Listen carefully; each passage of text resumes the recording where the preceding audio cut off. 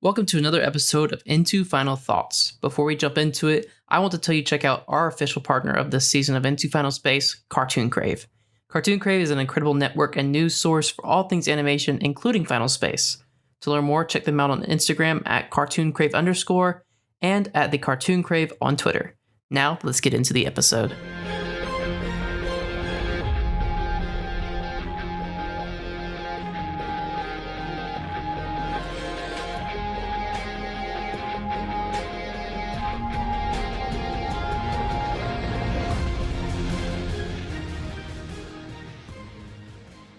Hello, dear Fantrexians. Welcome back to another episode of Into Final Thoughts from the Into Final Space podcast. As always, I'm your host, Gabe Jones, and with me today... Hey, it's Olan. Welcome back. This is, again, one of those strange episodes we're recording after the release of the episode last Saturday. Because honestly, we decided that we really wanted to hear your thoughts on it. I personally believe this was a really exceptional episode, and it was a tough one for a lot of reasons for a lot of fans. But that's why Olan's here. We're gonna get into it, break it down. Yes. And as always, strap on your spoiler seatbelts because there's some massive ones this episode. So let's get into that would be a great project or actual product. You know, a spoiler seatbelt. Got that on Amazon. Hey, yeah, put your spoiler seatbelt on. I don't know what function it does. It's just kind of funny. Maybe like a seatbelt for your eyes. Maybe I don't know. I guess in this case, it's your ears if you're listening. It has headphones. It has a blind view. Yeah, that's great. But yeah, so let's get into Final Space, shall we? I want to get this off just right off the bat. So Ash has been officially confirmed as our LGBT rep for this season. And while some absolutely love this decision, it did cause some ripples to cascade. And I'll get into those specific scenes a bit more. But I think the biggest questions that people are asking is why Ash, why now, and why was it written in the way that it was? Yeah. I mean, it's kind of in the writer's room. It's always kind of a discussion, and it's important to kind of break this up into two different categories. Okay. One is pre-pandemic and actual pandemic. And I'll get into why that's kind of important.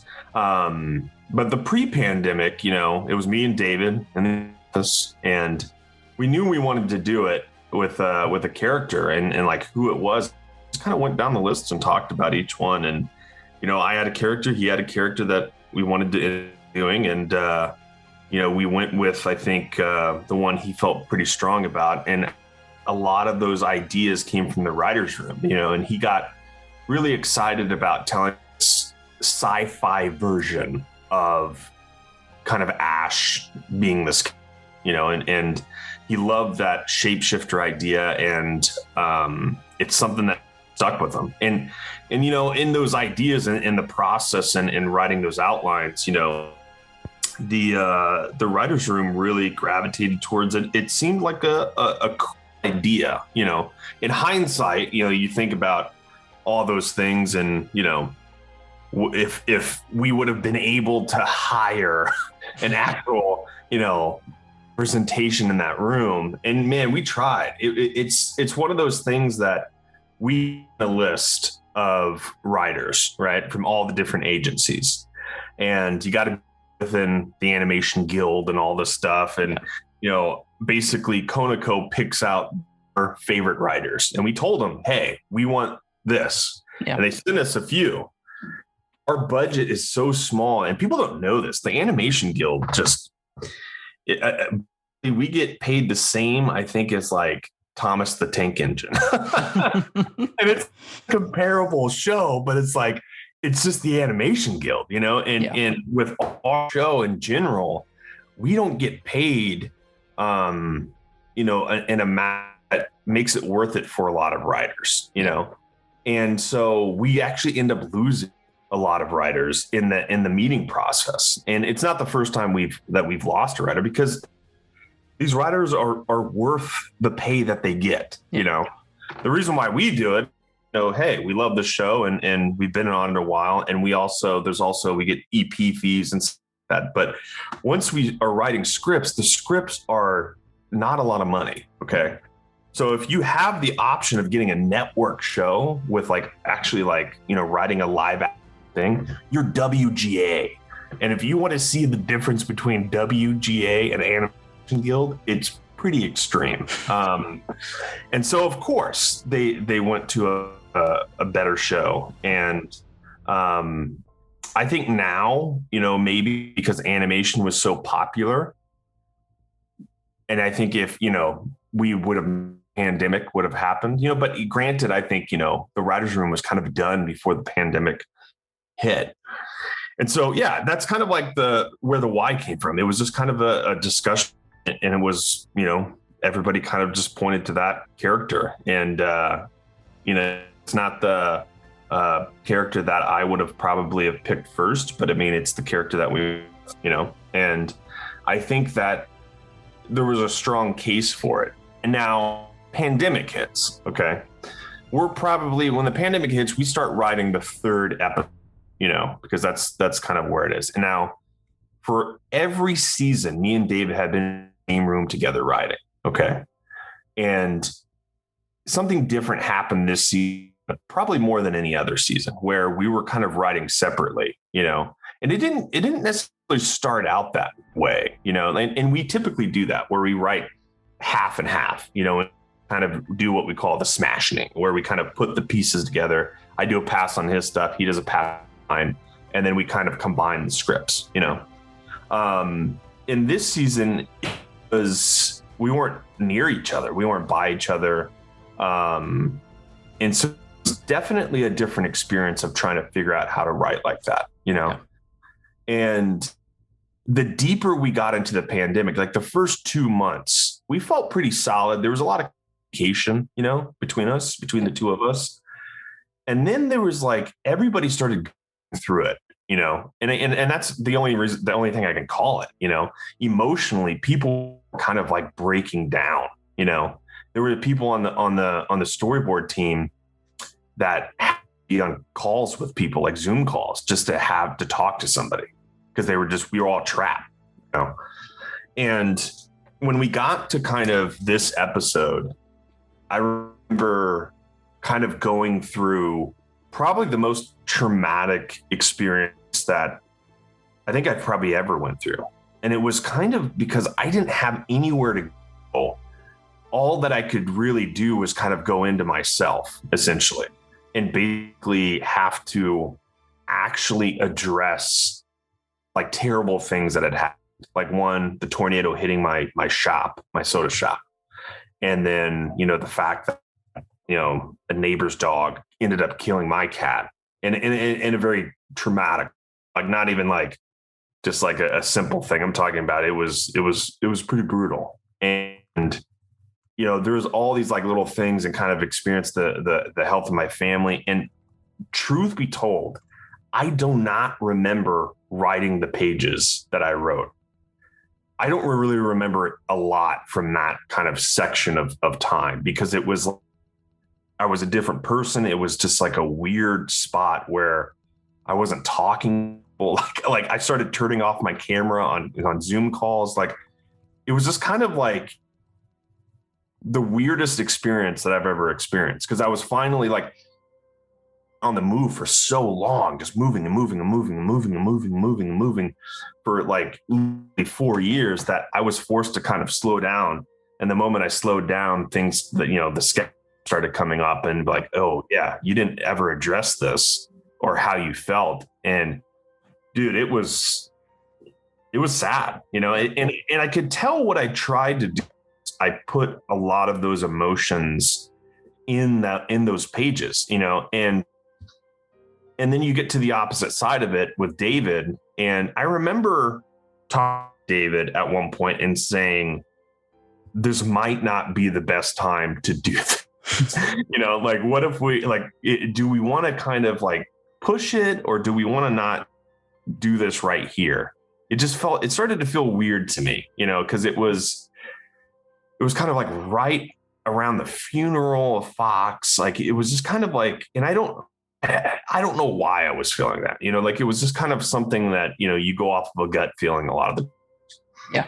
And I think he was like, it's like, yeah, I do it. I think that we said we were going to do it. And, I think a good story to tell. And, I've talked to David a couple times about, what he wrote, and kind of like, why he wrote the things he wrote. Cause we were writing from a really personal place, and David, I think, when I talked to him on the phone, I wish he was here because these would have been great questions to ask David, but I mean, he was like, I was kind of writing from a place, two souls connecting to each other, and that's pretty powerful. Like, and I think thinking back in the pandemic, I think that's what David was wanting to do, was just connect with people and experience, genuine connection. And once you're trapped and away from people, we didn't get to experience for a year. So of course you're going to write in a way that's kind of meaningful. And I think he did, I think, the best a Jewish man could have done with that scene, and I'm not saying that it was bad or good. I just think that he did try his best, genuine, and I do think that there was some beautiful moments in it, and I see what he was trying to do, and I think he executed a good bit of it.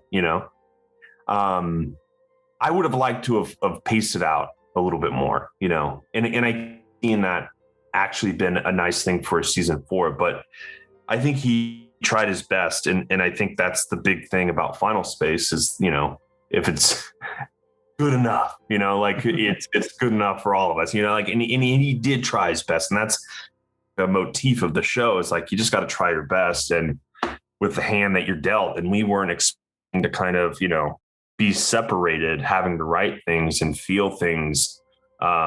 And you really start to feel, kind of the sorrow of this season. That's how we were feeling, and the sadness. And like, we were kind of trapped away from, somebody that I've worked with for 4 years. And he's given me so much good advice and so much, kindness. And it's like, I hadn't seen him for a year and a half until I went to like in person, until I went to like the little premiere at the drive-in or whatever. Yeah. And it was insane. Like, I hadn't seen Rosa. I hadn't seen, Ben. I'm like, what the freak? I hadn't seen these people. So it's like, it's hard to grasp exactly the process and what came out of the script. But what I do know that I can't remember a single thing that I was writing with. And I know that I wrote the page, but it was like, it was coming from a feeling, like it was coming from me kind of addressing a lot of the sorrow that I was kind of experiencing, things in my past, and just kind of forgiving things that, that just happened to me in a terrible way. Like, and as crazy as it is, I was, forgiving the owners of this dog, I was forgiving this tornado. It's like, you got to forgive the tornado for beelining through your stop of 7 years, and you kind of experience, and even Rachel at the time was experiencing a lot of that sorrow and sadness. And because she put so much of her time and energy into that thing. She designed it, she built it. And so, in the next room, you have somebody that's just kind of going through the idea of losing her life's work, and you feel that, you're empathetic of that. And so it's like, you start really kind of feeling people's emotions, even on the production. But I think this was one of those episodes where 100% the pandemic had an effect, and starting to see, I don't know, like if you were to say, hey, could you write that same episode if you got the writer's room together? I would probably say no, because that was those pages were deeply personal, to at least the side that I was writing. And I could attest, I don't know for sure, but I know that David was writing from some place, and he always does that, like when Good Enough for Me line in season 1, he heard that at a funeral, and he was like, and I was like, dude, that's so good. We got to put that on the show. Like that's it perfectly here. And so he always writes from those personal places. And I wish he was here to kind of, really dive into what he's feeling on the other side. Cause I didn't even ask him, like it was just kind of like, we're so separated that you didn't even realize that you stopped talking to people, like, yeah. No, and I realized that I hadn't really talked to David. Like we were just kind of doing the work because we were still working, dude. We worked the entire pandemic through everything. And in that year, it was everything. We were with the pandemic, the George Floyd protest. There was like basically things burning right down the street from me, with the protests, cars and stuff. And I'm over here making an animated show. You kind of like, what are we doing? And, then you have the action and all. It's like, it was not doing us any favors, the environment surroundings that we were in, Yeah. And I think that definitely all had an effect on this episode. So if you were to say, hey, if you were regular pre-pandemic and you wrote this episode, that I don't know if it would have been the same episode. Yeah. I think that's why there's a lot of the why. That's why there's a lot of the why now, Yeah. I think that it was everybody wanting to try to write something deeply personal, whether or not if it's right or wrong or good or bad. I do think that the emotion is there, and we could have had the budget and to get those writers that we wanted. And if it basically take almost 3 times the amount, get offered 3 times the amount to be a staff writer on one of those shows, you're going to take the other job. And we even offered, we were waiting and waiting and waiting, and we're like, what's going on? Like, is he not going to accept it? He's like, no, he took another job. And I'm like, oh man. And that happens, a lot of people kind of treat Final Space. And I remember season 1, a lot of, that season 1, it was just like this in-between job for people, and you get, I think this season we had a lot of exciting writers, and too, we had some great writers, and, that were pretty excited to work on it because they knew it was. And I think with the season 3, it's you could try to make the winning hand out of the hand that you have. And I don't think David had in his mind, hey, I'm going to try to write this scene. I think he had hoped that we had the help, and it sucks that it I don't think we intended to make anybody sad or hurt or anything like that. I think it was coming from a meaningful place, and I'm sure we're both sorry that anybody felt like that. It wasn't our intent. Yeah. Well, I mean, for what it's worth, the scenes, I mean, like you said, they came out good. I mean, I think that intention of connection is there, and I'll want to get into that a little bit down the line with the scenes. But I kind of want to jump back to the beginning and hit it off and kind of go through some of the big stuff in this episode. Starting off with, of course, that the eulogy from Little Kato, and we kind of mentioned last episode that 7 and 8 really kind of clicked together on this moment. So can you just kind of dive into that monologue, and then just talk about how much impact Fox had on Little Kato? This is, just so everybody's, this is actually one of my favorite things David has written, was this eulogy. And every time I when I read it, I was like, wow, I I think he's seen a lot of death in his life, like, because he writes these things and he writes these scenes like this, like that was like, that's what I'm saying. Like it came from something you know. Yeah. And I felt it. Like you felt it. And then Steve's performance was just so good. Like he knows how to get into those dramatic moments so well. Yeah. And this is just, man, it's such a different episode. It's like the slowest episode I think we've ever done. Nothing happens. Like there's no action sequence. There's no nothing. We've never, I think, done that. Even in episode 7, season, there was like a little thing where they get in the ship and they try to go attack a ship, and it's very irresponsible. There's really nothing. It's like it's just people talking. Yeah. And I think that's what everybody wanted. It was just kind of the talk to each other, and that's what we ended up pegging out. But I think that eulogy is just there's something so powerful, and I love the line. We all got a little smaller without you. Yeah. There's something really powerful about that. Of course, it's the biggest guy on the crew, but emotionally, they know that they've lost something that is going to leave a hole. And I think that little Kato, when you look at him and Fox, they kind of hated each other at the start of season 2, and he used his hand to like kill things. Like he didn't understand him at all. Like they didn't understand each other. They didn't like each other. Yeah.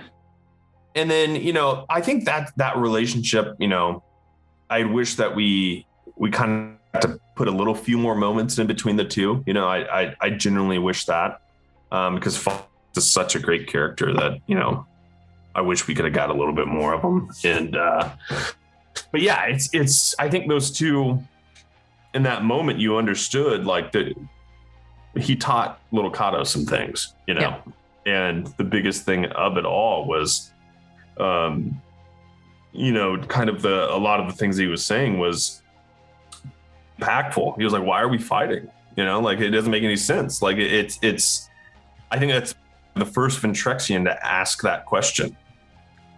And I think that's something powerful, Yeah, I think it was the line, you don't have to be a killer to be a great warrior. Oh yeah, that too. It's like, I think, and this is something, that I actually believe in, is, basically anytime that you remember somebody, they don't really die. Yeah. You know what I mean? Like it's you're thinking of them always live forever.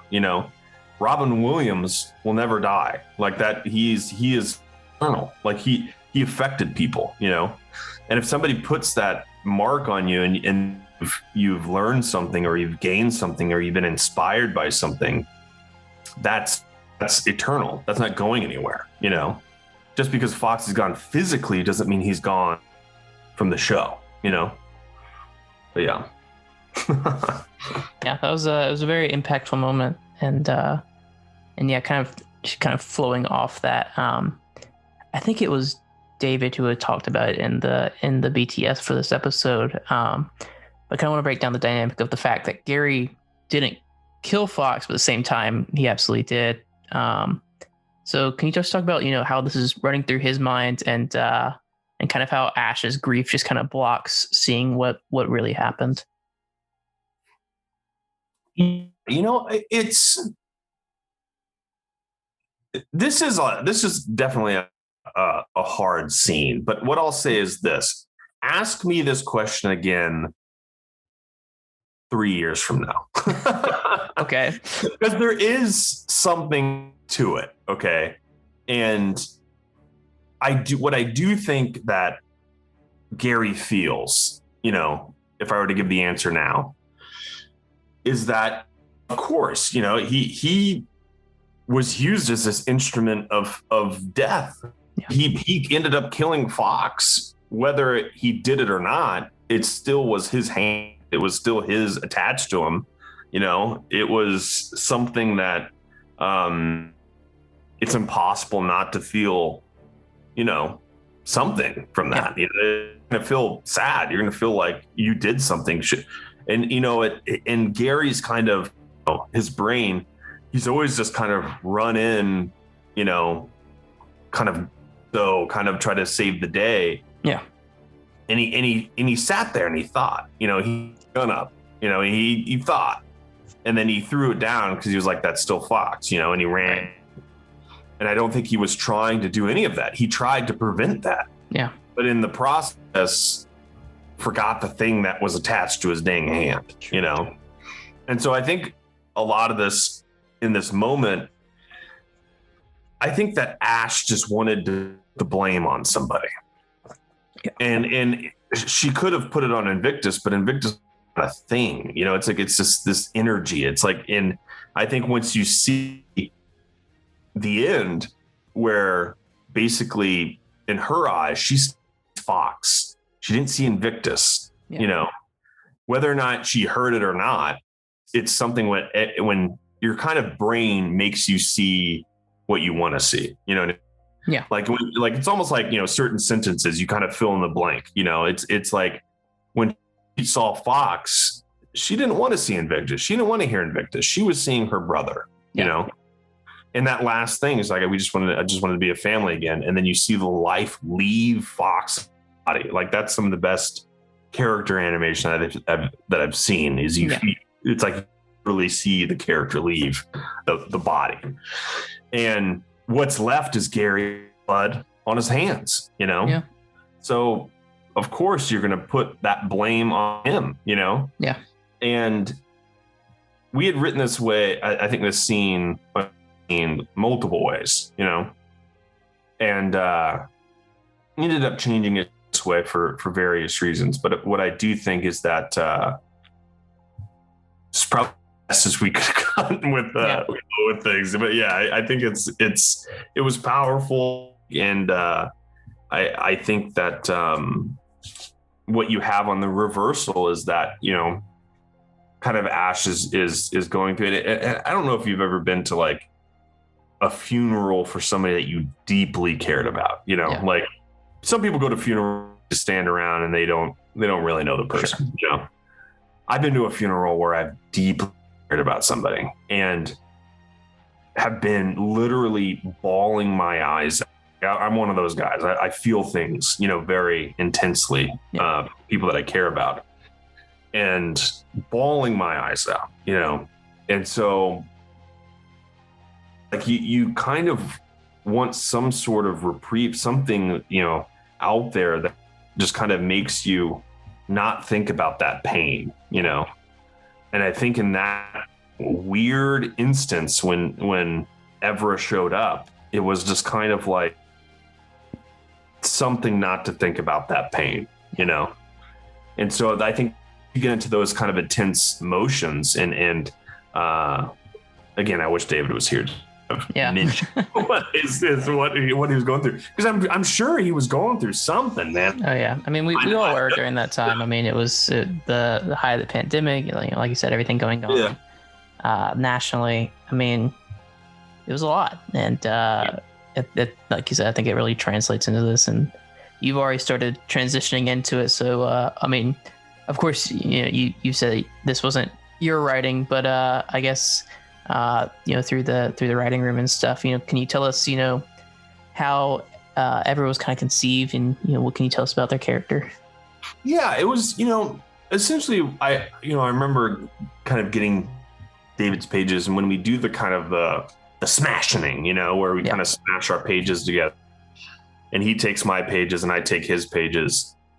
I remember kind of, strangely enough, literally punching up that one scene where Evra gets her name, and I don't know what I was going for there. Like, you know, your brain gets so, like, my brain was just in another dimension. I can't even explain it. And I think what I was wanting was, you know, to put some sort of identity to the character, you know.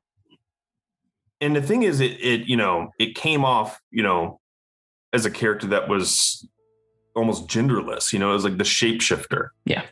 And I was like, I can't leave this episode not knowing this character's name. I just can't. Like, I got to know what this character is, you know? Sure. And so in my brain, what I was thinking was maybe this is just a life form that has been trapped in final space, but like, you know, how we always kind of said on how I've mentioned where it's the deepest part of the ocean.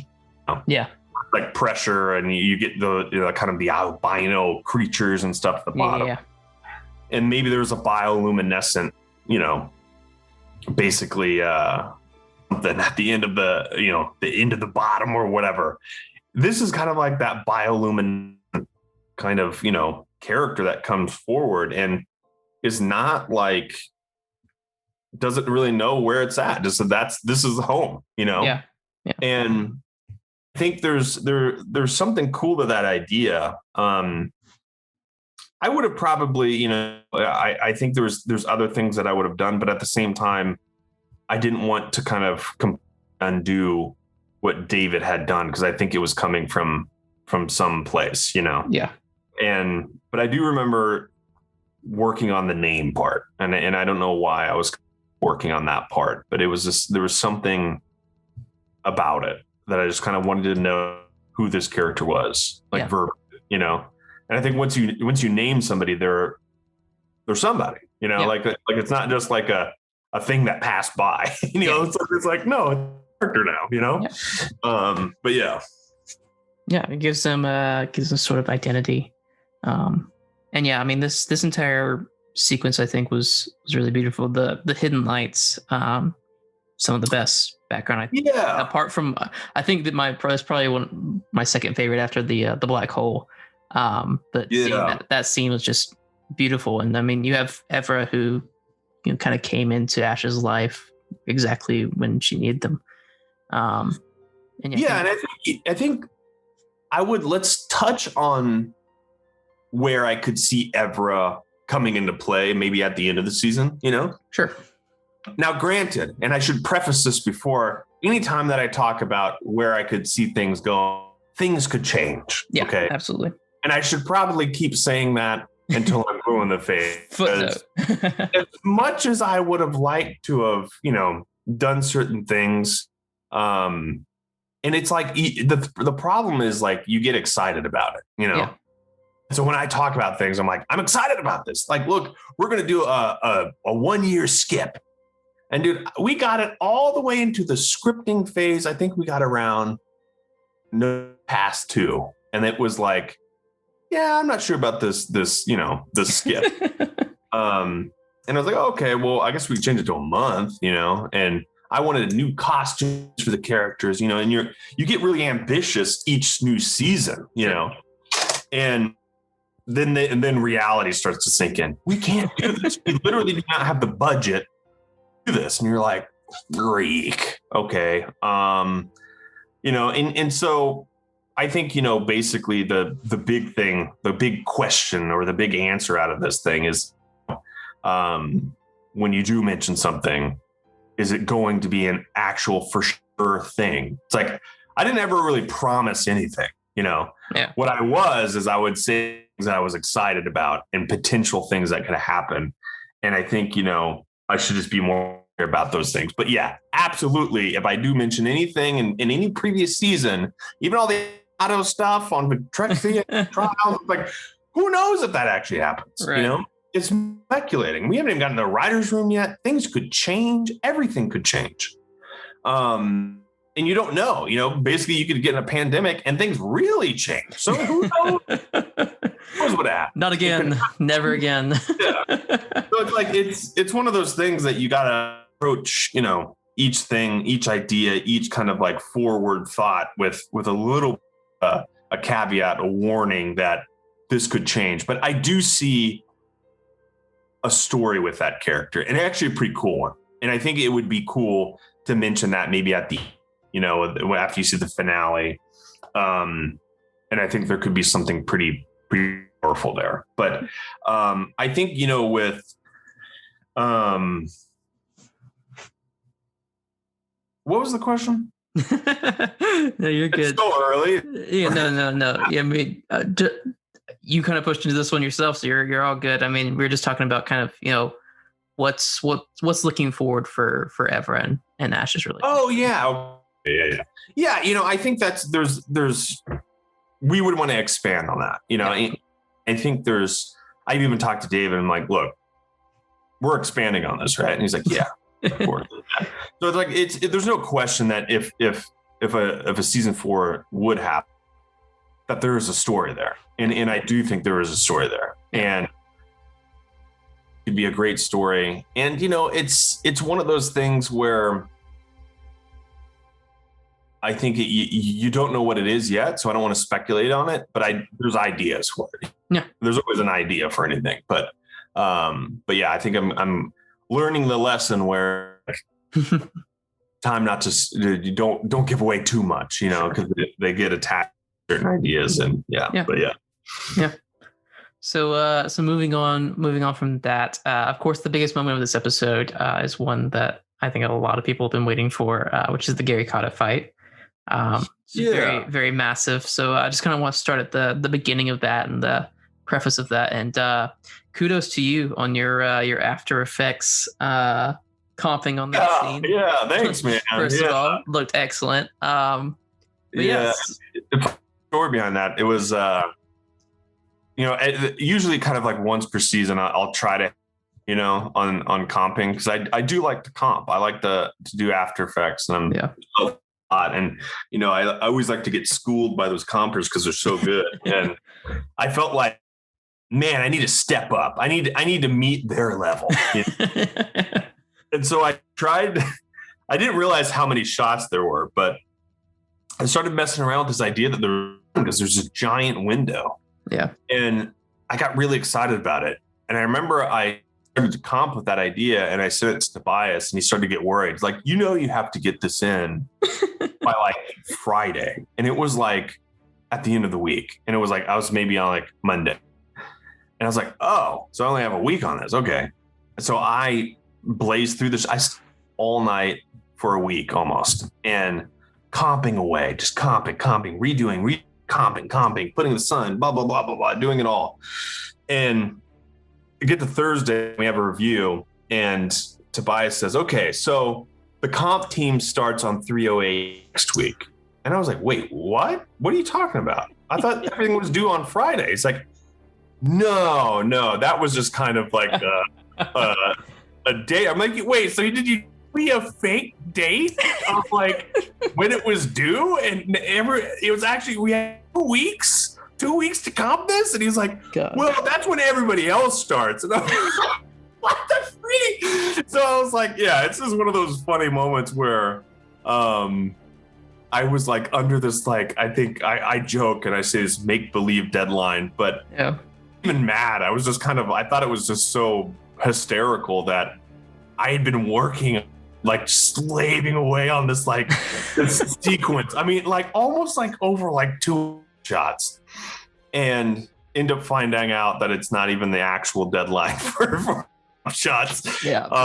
It just made me laugh. But yeah, it was super fun. And I remember actually watching like the entire series of Trailer Park Boys while I was kind of comping that. And I know that's so weird, but it's actually a really funny show. And I think that probably got me comping.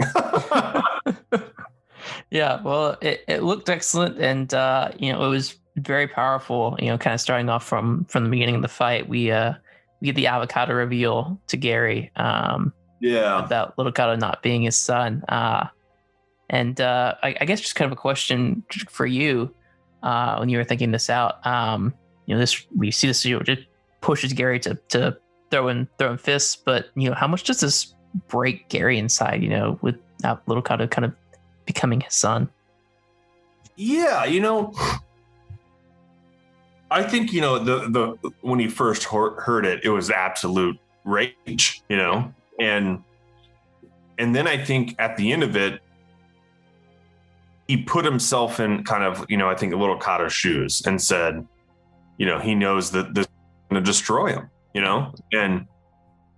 and I feel like at that point, like what he kind of came up in his mind was, I don't think he can we can tell them. You know, I think that we have to, like, where we're at right now in final is trying to survive, trying to get out. We have to continue forward. We have to be best parents that this kid has ever had. And we have to try to make a better future for him. Yeah. And I think that's the hand that he was dealt. And, he wants to hate him. Yeah. He genuinely wants to hate Avocado, but it's like there's I think in that moment he saw Avocado warts and all, man. Yeah. And I think that's a testament to friendship. It doesn't mean, I think that Gary's forgiven him for that by any means, but what can he do? Yeah. And I think he knows that they need Avocado to try to get out of the situation. Yeah. And then, at the end of it, I think that through vulnerability, you see strength, and what I wanted to kind of, I think, do was, because I was pretty vulnerable writing the thing, was, sorry, my dog is, what I wanted to do was write something where, because I was vulnerable, you're seeing that strength, Yeah. And I think where you get this cool point is when you do hear Avocado say, "You don't want anything to do with me." You're seeing somebody that has nothing, literally at the bottom of the barrel. Yeah. And, you see this hand reach out to try to lift you out of it. And I think that's at the core of it, that's Gary. Yeah. No rhyme or reason to do that, and any other person, I think, would have said, "You're a terrible person." But that's the thing. Avocado knows that. Yeah. He knows he's this terrible person. He knows he's accepted this reality that he is bad. He was not a good person in the past. And I think if somebody can look, see warts and all, who you are, yeah, that's kind of, I think you saw the armor finally come down from Avocado. Yeah. Yeah. And he's this tough guy, and we're not showing him that he's not tough. In fact, I think we're showing him that he's actually becoming stronger. Yeah. But I think you got to see this character kind of break down, Yeah. and see them both kind of in a spot of like, what the freak, and I think that's one of the things that I do like about this scene is that nobody's ridiculing each other in this. Yeah. And I think it's like, it's not like, "Hey, you're a baby, get up, you should be a man." It's like, no, it's like, they're just kind of, talking as two adults and know that they have a responsibility now, whether they like it or not. And they're not the most deserving of this responsibility, but they have to continue forward together or they can't achieve this goal, and the goal is to make sure that little Kato is safe, and protected. Yeah. So, yeah.